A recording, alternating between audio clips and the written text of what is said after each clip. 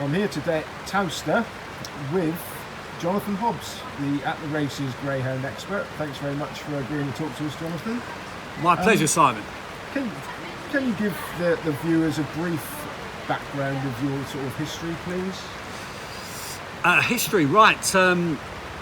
In terms of greyhound racing, I was brought up in southeast London, spent a lot of time at Catford, was an owner of greyhounds. Well, certainly the family were owners of greyhounds, and we've just always loved our sport. And used to go horse racing a lot, still do when you get the time, and of course greyhound racing became my not just a passion from those younger years, but also my profession. Was there a particular time that the greyhound racing bug bit? Yeah. Can you remember? I was probably about 13 or 14. I think I probably would have gone greyhound racing intermittently prior to that. I've got pictures of me at the old Crayford Stadium at 2 years of age with a greyhound owned by my dad. But I think maybe sort of 13, 14, going to the trial sessions at Catford, being connected to a particular kennel, which was Paddy Milligan's kennel, which used to be on the Beaverwood bypass in Sidcup, and spent a lot of time there. Even worked as a kennel hand for a week. I think I found it, it was great fun. I kind of understood right from the start the sort of work that those guys do.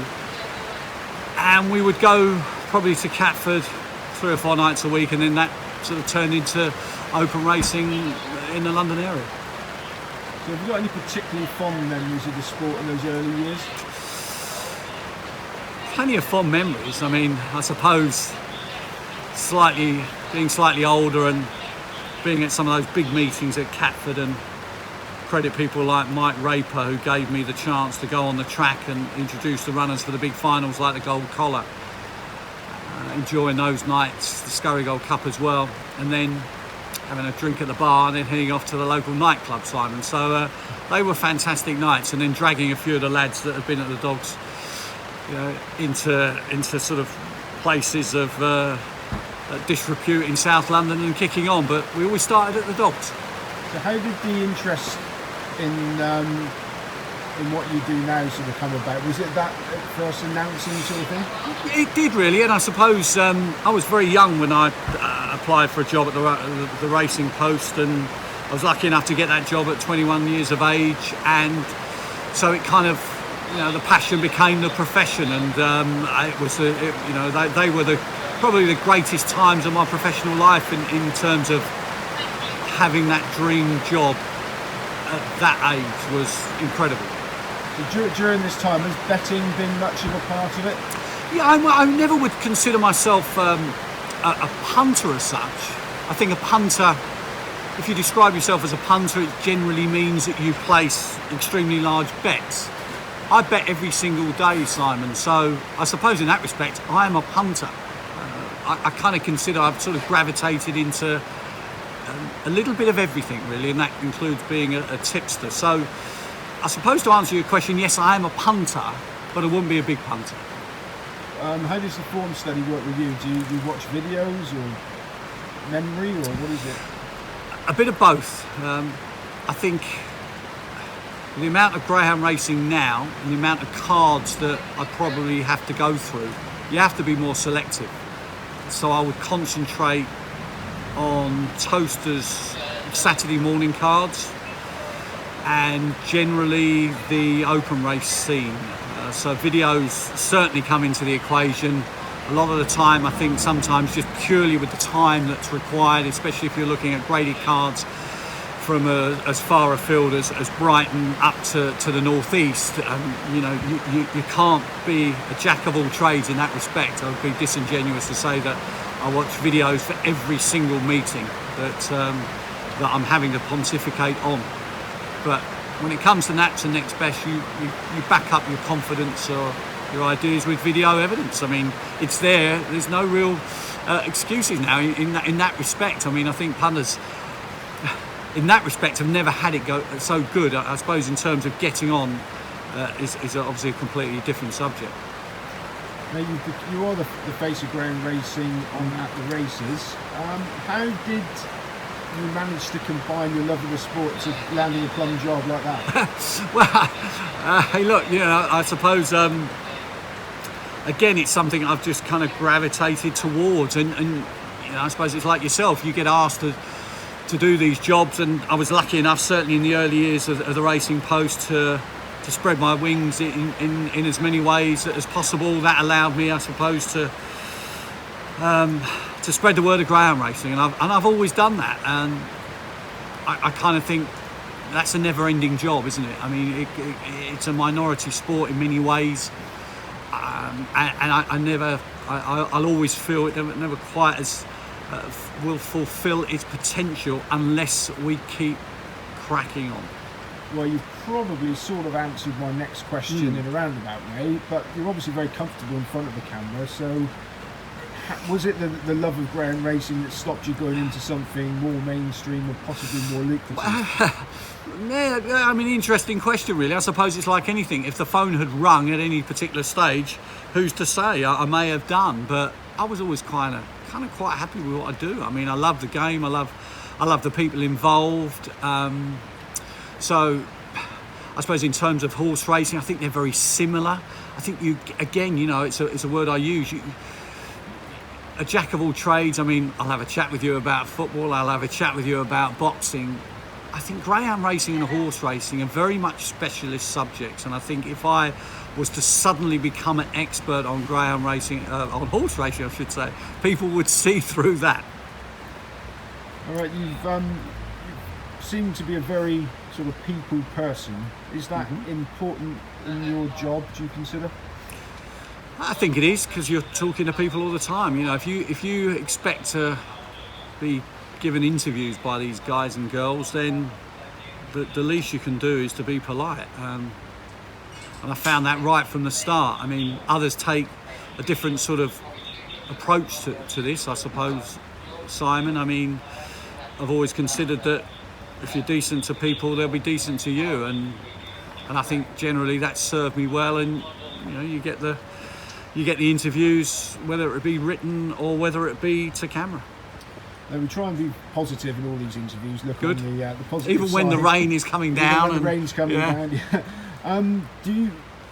Greyhound racing's future, how is it bright? I think it's very bright, and I think it's probably only politics that kind of and always seems to get in the way. If you break greyhound racing down to the product itself, it's fantastic. It's thrill a second. It's easy on the eye. We're a nation who adore their pets. We adore our animals. We adore horses. We enjoy and adore dogs. And therefore, if you can get people to be up close and personal to greyhounds and watch them race and see the love and the care that's given to them, then there really should be no looking back. It's a safe, family-friendly night out, which I think in these days is so important, Simon. It's cost-effective. It has everything, and it's just I suppose the factions that over the years, this is not just recently, I think over the years has kind of pulled us apart. I mean, we can blame sort of the explosion of the property developers in the 70s for ripping the heart out of the sport, but the sport had to change in many ways, and it probably had to change when betting offices came into being in the early 60s, and at that time or before that time, the only time that people could go and have a bet was at the greyhound tracks or the horse racing tracks, and that's why you see those pictures, those sepia pictures of kind of situations with 100,000 people at greyhound tracks or horse racing tracks, thousands of people. I mean, because that's where the only place they could go to have a bet.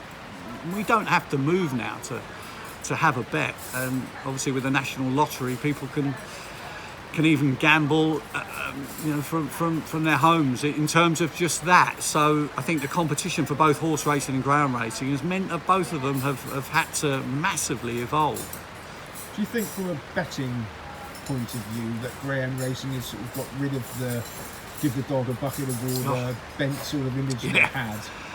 It's extraordinary, really, and and I love having these conversations with people who are perhaps new to the sport, and they have the same sort of hang-ups, I think, in many ways. If a greyhound goes to the toilet, is one. I mean, ridiculously is one that I'm kind of asked, and I have to joke and I've got a response to that, and in terms of all the other situations that I suppose if you watch Steptoe and Son or Only Fools and Horses, and you saw the strokes that were pulled, and look, and I suppose in a bygone era, whether it be horse racing, whether it be greyhound racing, whether it be cycling, I mean, there was an issue of people, unscrupulous people, always trying to take advantage. I think when money is involved, there's always going to be somebody who's going to take a liberty. And I think greyhound racing has actually, and it doesn't get the credit for this, Simon, it has led the way in how the sport is regulated, how the sport is policed. I mean, if you go back far enough, the work the greyhound racing industry was doing with the HFL at Newmarket, we're ahead of the game. I mean, other sports have had to follow us, but we don't get the credit for that, which is kind of typical, I think, for greyhound racing. Its leaders have probably over the years not shouted from the rooftops as much as really they should have done. But in terms of the integrity of the sport, it's in that respect, it's the best. I'm absolutely convinced about that. You mentioned earlier about it's family friendly. Everybody totally agrees. So everything really, greyhound racing has got a massive amount going for it. Yeah. But what can be done to make people realise that and get them to come? Yeah, I mean, look, it's a constant problem. I don't think you ever give up. There are certain tracks that I go to in this country who are absolutely brilliant at it. I think others are still learning. I think we're sitting here at Towcester. Towcester's a fantastic. It's a breath of fresh air. The facilities are second to none. But it's still a relatively new business. I think the first greyhound race staged here was 2014. Greyhound racing is we're not that far away from being 100 years old. So it's still a new business. I think it's still, in many respects, it's learning how to spread the word, even locally. I go to places like Yarmouth, and as soon as you come into the vicinity of and not just a town, I think, even though almost it feels like the county, you may see signs for Yarmouth Stadium, come greyhound racing at Yarmouth Stadium. It's almost the focal point of that particular part of the world. And I think if every single greyhound track had that attitude, that even when you walk down the local high street, there was a reason to go greyhound racing, whether it be free tickets, whether it be just a poster advertising what was going on, a big race maybe, cabaret, events after racing. I think this, I come from a family steeped in public relations, and people laugh at that in many ways, but it's absolutely true. It's never something you can give up. If you don't keep on telling people what you're doing, especially in this era where competition is so fierce, there's things for kids to do that. There's so many things for kids to do. It's quite extraordinary. Greyhound racing has to be shouting from the rooftops and saying, look, this. Why don't you come here for your night out? Ostensibly, it's an industry where you're talking towards the end of the week for restaurant and some of the major races, Thursday, Friday, Saturday. That's the time when people go out, and that's the time where I would love to see greyhound tracks very, very busy. What is it about greyhound racing that you love so much? Is it going to sound too emotional and too soft to say the greyhounds themselves? I don't think you can fail to be touched by them. I mean, I go back to what I was saying about we are a nation of animal lovers, so it doesn't matter where you go. If a dog walks into the local pub and it happens to be a greyhound, the attention that greyhound gets is quite extraordinary. I mean, people will ask questions of, did the dog race? How did it get on? People want to know. We're drawn towards them. So I think it's the greyhounds. It's the thrill of the race. I think once you get close up, to a greyhound race and you see what goes on, it takes your breath away, as it does being at the rails horse racing, or being, in the front row of a football match, or being at Lord's, being at the Oval. It's sport, but it's incredibly exciting to watch, and it's not supposed to be a joke, but you don't need binoculars. You don't need to place a bet and then after 4.5 miles, the destiny of your money. It's a quick fix, and I think more than ever a quick fix is what people want.